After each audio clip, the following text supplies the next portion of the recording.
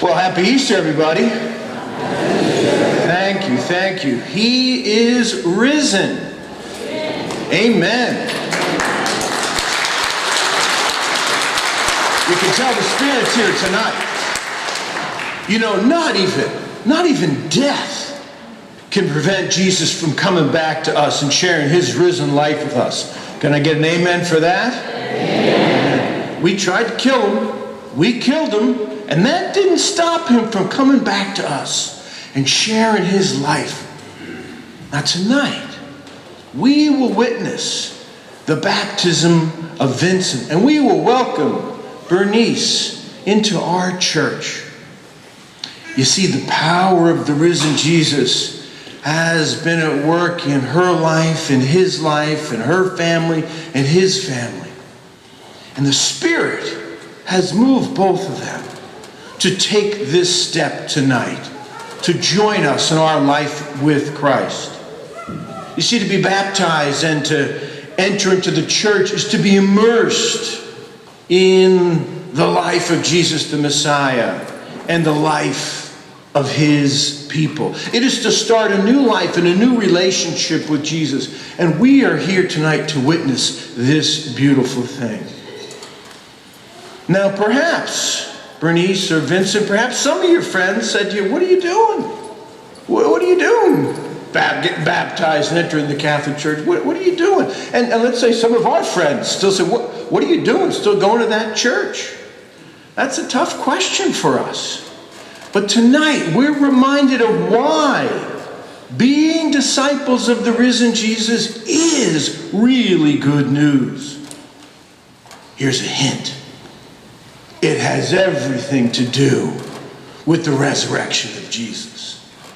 Now, Matthew's gospel, the one we heard tonight, and this letter from Paul, chapter 6, I really encourage you to read this letter, chapter 6 of Paul's letter to the Romans.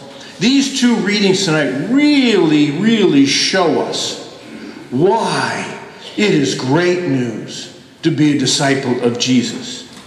In fact, Matthew's gospel shows us that the resurrection of Jesus is earth-shattering, world-changing. Remember what happened? The women arrived at the tomb. There's an earthquake. An angel comes down. They meet the risen Jesus. And Jesus gives them access to the life that raised him from the dead. And this changed everything. Suddenly, the man who was crucified and dead is alive and risen. And this changes everything for them and for us. You see, the long-awaited new age had dawned, where death no longer has the final word. God has begun to pour into our world the very power that raised Jesus from the dead. And Jesus gives us access to that life. Now, my friends, if you really want to appreciate, if you really want to understand why we need this life that the risen Jesus offers us, I want you to consider how St. Paul explains the good news. Here's what Paul does in this little section from Romans 6.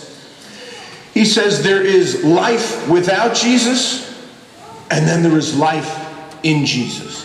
There is life without the Messiah, and there is life with the Messiah. And if you say, "Paul, what's life like without the Messiah?" Paul would say, it's like being enslaved to the forces of sin and death. It's living in a world where death dominates everything.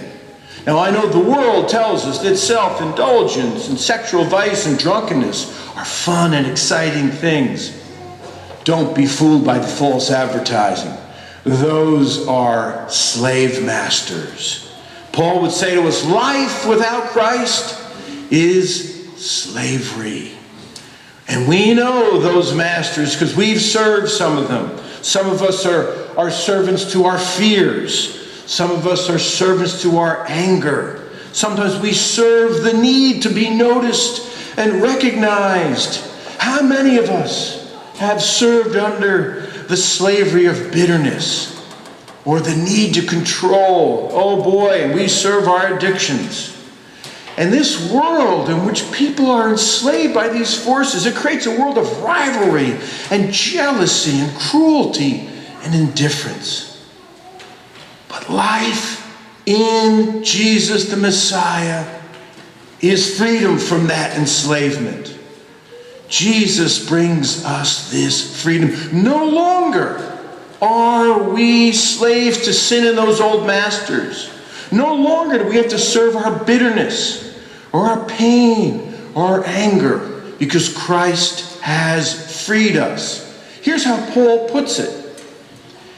He says the old self that served those masters, that was enslaved, has been crucified. That old way of behaving has been crucified. That way of being enslaved has died on the cross. You see, Jesus has freed us and offered us a new kind of life. That's why Paul says tonight, in the Messiah, we walk in newness of life. And this new life involves a whole new way of relating to people. A whole different way of relating to people. Very different from the way of relating when you were enslaved. Now follow this. See if you get this. If our old self and that old behavior has been crucified, then that means that Jesus has given us a new self, a new way of being human, a renewed kind of humanity, a whole new kind of existence. Remember when Peter said, I don't know the guy, don't know him, never met him, never heard of him? He was serving his fear. Remember that? And then what happened after the resurrection? That same guy is in the temple. But that old Peter who served the fear, that was crucified. And all of a sudden Peter, filled with courage and clarity, proclaims that Jesus has been raised.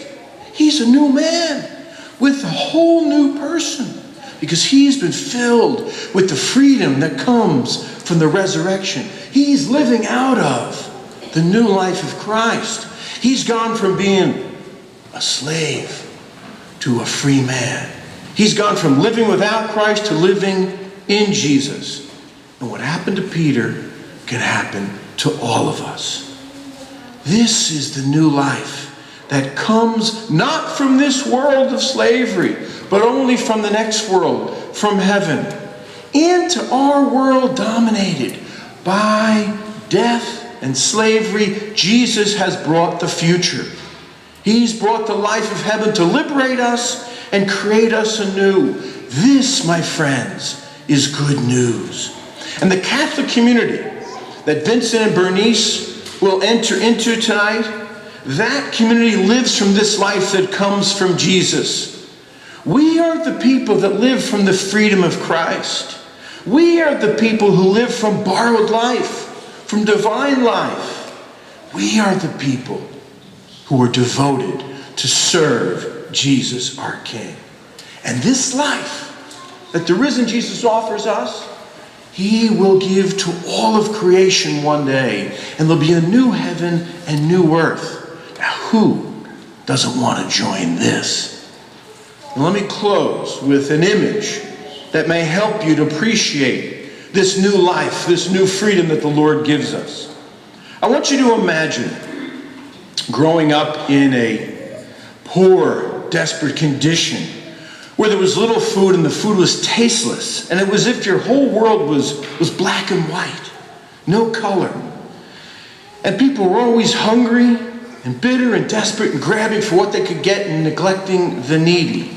But you believed that one day things would change, and one day you would live in a beautiful home with delicious food prepared by the master chef.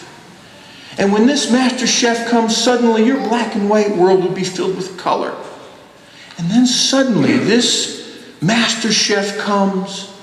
He comes from the future, way ahead of time. And he says to you, taste this soup.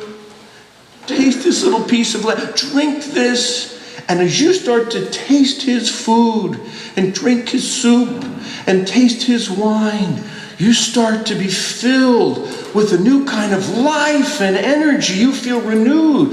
You feel filled. And wherever the chef goes, everything goes from black and white to color.